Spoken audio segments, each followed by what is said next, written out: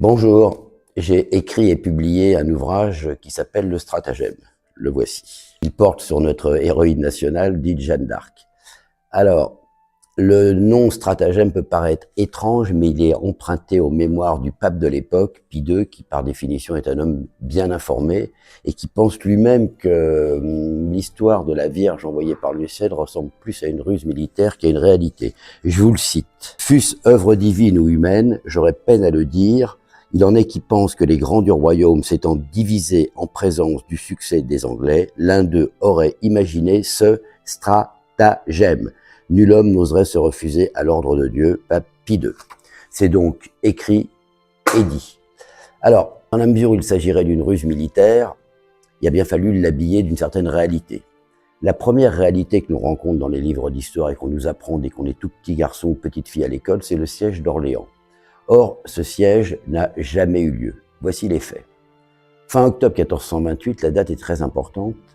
Bedford, qui est régent de France, puisque la France est occupée par les troupes anglaises, envoie au pied des murailles d'Orléans une petite troupe de 2000-2500 hommes, très faiblement équipés. Tous les historiens sont d'accord sur ce fait, c'est incontestable.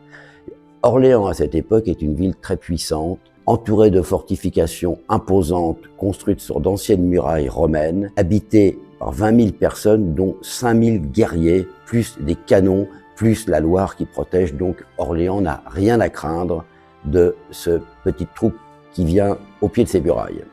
La question qui se pose, c'est pourquoi sont-ils là? L'idée de Bedford est de demander la rançon du prince et gouverneur d'Orléans, Charles d'Orléans, qui est justement leur prisonnier des Anglais depuis 1415, c'est-à-dire la défaite d'Azincourt. Et qui dirige la ville en l'absence de Charles d'Orléans? C'est son frère Dunois. Donc tout ça semble un peu compliqué parce qu'il y a des princes de l'Orléans dans tous les sens, mais en fait c'est simple.